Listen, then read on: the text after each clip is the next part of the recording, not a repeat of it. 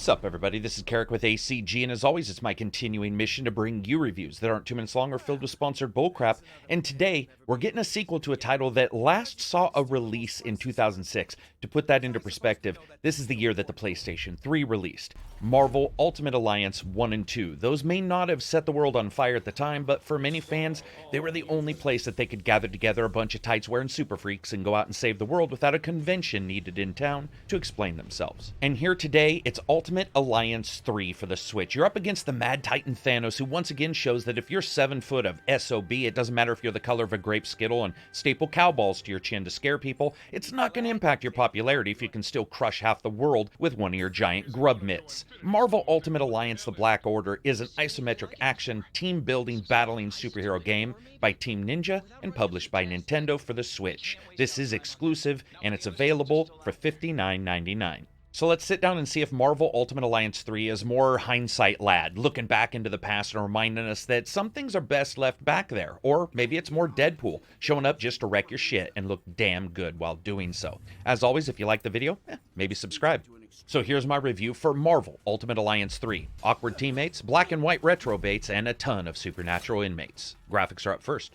So Ultimate Alliance 3 is good, certainly. I think there's a lot of elements on the Switch that look fine, but it does have its issues. Now, first we're going to talk about the good things. When it's docked, the anarchy feels absolutely brilliant. There's a mix of color and movement that feels like a superhero ballet if all the ballet dancers were outfitted with 1-foot steel claws and laser beams for their eyes. And that sense of impact is carried throughout the title. It's really good for this style of game, and whisking around in a circle and spin kicking a dude in the head hard enough to put him in orbit really actually feels satisfying, whether you're doing a cosmic style adventure, somebody who knows magic, or even the street-level martial artists who seem to have been trained by USA Kung Fu Theater wire workers. What surprised me a little here was the animation actually seemed fairly fluid for all the different characters, and though there are some repetitions, especially in the enemies, the generic enemies in particular, there was a lot to like here. Now, when it comes to the characters, there's 35 plus, with many being unlocked by the story mode and still more by the trials that you can play, and there's a bit of someone out there for everyone, I think. Most look excellent, from the expected menace, I would say, of Wolverine to the more eclectic fan services like Elsa Bloodstone or Crystal. And throughout, you're consistently seeing crazy stuff, with ultimate moves coming out and characters curb stomping bad guys into the ground, to Doc Ock flailing around inside science labs and Mountain Goat ramming enemies with his head. However, with all this anarchy, there's actually a couple little issues here, especially with the special attacks. It's really easy to get lost depending on the camera mode you choose, because there's two, and there really isn't a good middle ground here, with the heroic being really friggin' close, like uncomfortably on a bus close, to classic mode, which at times zooms out so far that it's actually difficult to find out where your character is. I would have loved to have seen a middle ground here, or the ability to adjust the camera a little bit yourself in one of those two modes. You do have some different options there for sensitivity and a couple other little options, but they don't really adjust too much. Now, when it comes to the docked mode, it actually looks pretty good. It doesn't look to be 1080p. There's some aliasing that is in a lot of places. This could have done with, let's say, some kind of anti-aliasing. Even an FXAA would have been nice here. A temporal anti-aliasing, of course, would have been excellent, but the Switch doesn't have that kind of power, which is fine. But undocked mode is really, really rough. First, because of the camera angles I talked to you about, where the characters get very difficult to see on such a small screen, as well as that resolution taking a pretty hefty hit, as well as frame rate. It does try to hit 30 FPS, and most of the time it does in docked mode, but certainly in handheld mode, it does not stick to that as often as it should. When it comes to the locations themselves, I actually like a great deal of them, but also many of them turn out to be a bit more mundane than I thought. They have these nice elements where you go through this mystical, unique place, and then a couple different parts in almost all of these levels, which are very samey, just 1, 2, 3 through a tunnel. Would have liked to have seen that stepped up, especially because this has been so far since the originals came out. We really are at a point where they could have cleaned up some of those locations and made them look a bit more intricate for the game player to experience. As a package, it's difficult to not look at this title and see all of this and sort of wish it had a little bit higher resolution or a little bit of anti-aliasing. It really does pop up, and that frame rate to be shored up and be solid. However, while you're playing it, for the most part, you're probably not going to notice some of those things, but I absolutely think that they should be mentioned because to me, they were noticeable. They didn't impact the gameplay or the timing of the fights because of the way the game is styled, and I really did like the moments that look almost like Warner Brothers cartoons with just feet and arms and a cloud of enemies all being beaten up like they're inside of a blender. Somebody didn't put on puree, they just put on beat the shit out of, which is very cool. I liked that. And now we're going to move on to sound, music, and voice.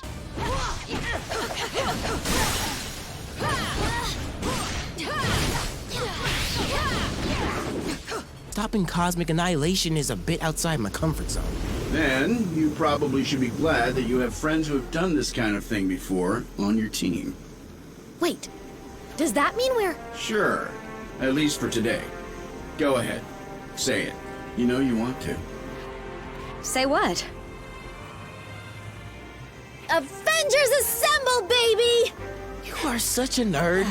I think with such a large cast, we should discuss voice first, and it's not bad to listen to at all. Yuri, of course, leads the way, reprises as Spider-Man from the PS4 game, and he nails it once again. But I was surprised there were some attempts here that didn't seem to exist in the work that we've seen in the Square's Avengers video footage of their game. For example, Hulk actually has a good deal of rumble to him, and a nice play on someone who has vocal cords the size of a weightlifter all stacked up into his neck. Bravo to John Eric Bentley, who came as close to Nick Fury as possible without just skinning Samuel Jackson and running around with the skin on his body.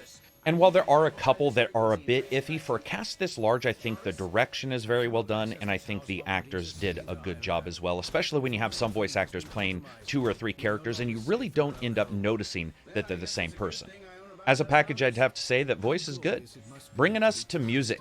This is a nice series of tracks. They have thematic elements from the more orchestral bits you'd expect and some soaring hero horns just to remind you that you're bigger than life and pack a very mean punch in the game. A good deal of it is really reminiscent of the movies and works well to make it feel like a part of them without being exactly too similar. But it does fit within the thematic and orchestral moments that we get from all of the Avengers movies.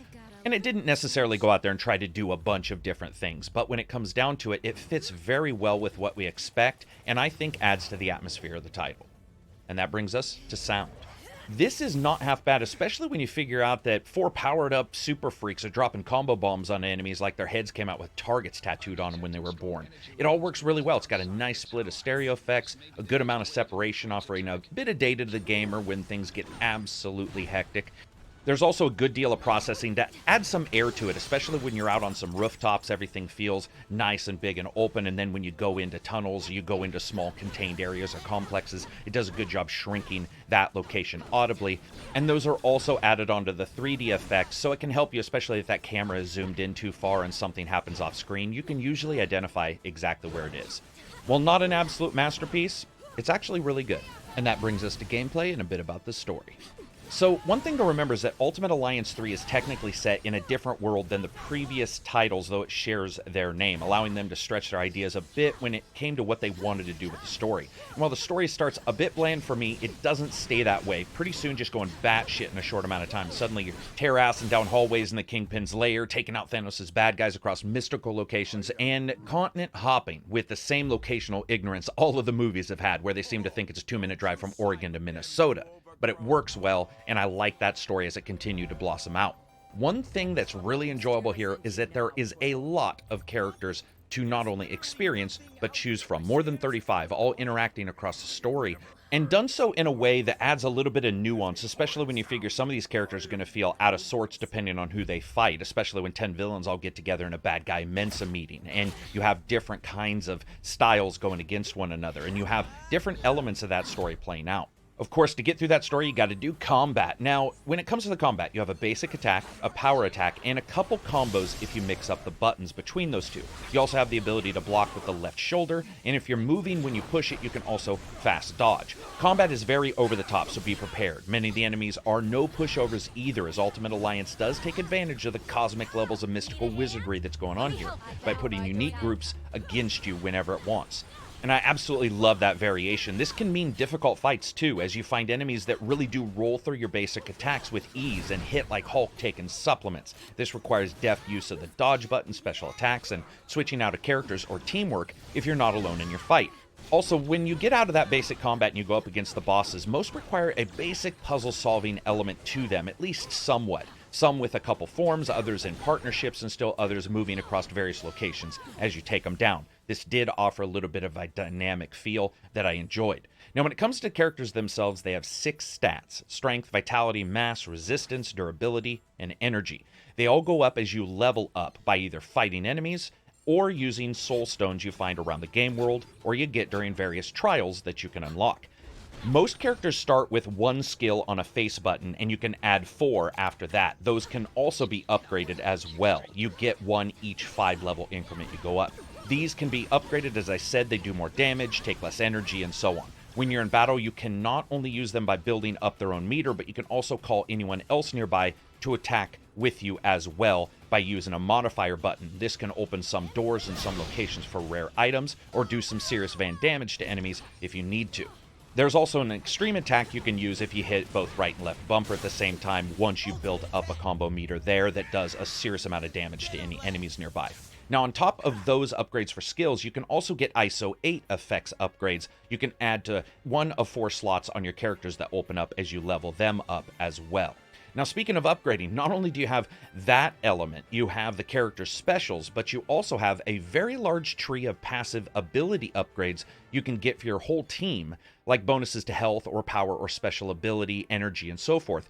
And those actually don't require specific team builds at all either. Putting various teams together is just really enjoyable and also gets you a larger number of passive bonuses depending on the team makeup, with most characters having 3 to 4 particular teams they're a part of. For example, Spider-Man might be a part of Team Web Slinger, meaning if you throw him into a group with Miles and Spider-Gwen, you get the bonus for having 3 of those character types with that team up. But he might also be a part of the Avengers, meaning if you bring in Iron Man instead of one of those others, you'll get a bonus from Iron Man as well as a 2-person bonus for those continued 2 web slingers you have in your group. This makes it for incredibly unique team building, and there's a depth here that's really profound, especially when trying to take on the trials themselves and some of the difficulties there. But additionally, if you decide to turn the difficulty up and play, there's some enemies there that really can be helped by different team makeups. All of these combine to, at least to me, appear to make a somewhat shallow blast and smash-a-thon game into a much deeper system than I personally expected. And what's also nice about all this is, regardless of whether you're playing docked or undocked, I actually didn't find any issues with control. It was fairly spot on. There was no real problems I found as I was fighting. When it comes to how you can play this, you can play it single player with the CPU offering somewhat good AI and backing you up, though most of the time you end up having to switch out to a different character if you go down so that you can revive yourself. But you can also play multiplayer. There's both couch and online, and with couch you can actually take 2 people couch co-op and join others online as well, which isn't done in a lot of games. But it really wouldn't matter if it wasn't fun. And that brings us to fun factor. It's Marvel Ultimate Alliance through and through, and if you like that game, you'll like this one. It hits a couple stumbling blocks, and it really is about that presentation, which can be rough for sure. If you're playing this handheld, expect to really have a couple issues there. The story, though, continues to revisit various groups and partnerships, and it's nice to see the story discuss issues where, like I said, some heroes are just out of their element, and this works well to not only make you want to experiment, but make it play out in the mechanics themselves. I like that, and I really wasn't expecting it. I think the story, as it branches out, as it continues on, is actually better than the previous 2 games. When it comes to fun factor, the control's spot on. There's a huge upgrade list and a lot of different ways in which you can put teams together. Teams I never thought I would actually want to put together are the ones I ended up enjoying the most. So let's get to the rating. As you guys know, I rate games on a buy, wait for sale, rent, or never touch it rating system. Listen, despite the issues, especially when you're undocked, I really did enjoy the game. I think, in fact, if I had issues undocked, I would just try to figure out a way to play this thing docked because it is so enjoyable. I would want to experience it. And again, it's not unplayable undocked. There's a lot to like here. You've got a really incredible upgrade system. You've got a unique story, and to me at least, a number of updates that are coming soon that actually sound really interesting. You also have some cool character interactions here, good voice, great music, and really good sound. What you have is a title that I think personally could be a bit better when it comes technically, but overall is still worth it. So anyway, that's it for me. If you guys like the video, give it a thumbs up. If you don't, give it a thumbs down. As always, you can subscribe to me. You can also follow me on Twitter and Facebook and Patreon. If you do subscribe, make sure to hit the notification bell. And you can become a patron on the Patreon website, which absolutely helps me give you guys reviews that aren't 2 minutes long or filled with sponsored bullcrap, especially since everything on YouTube is demonetized. And as you guys know, I buy a copy of every single game I review, even if the developer gives me a code. Peace out, and enjoy the rest of your week.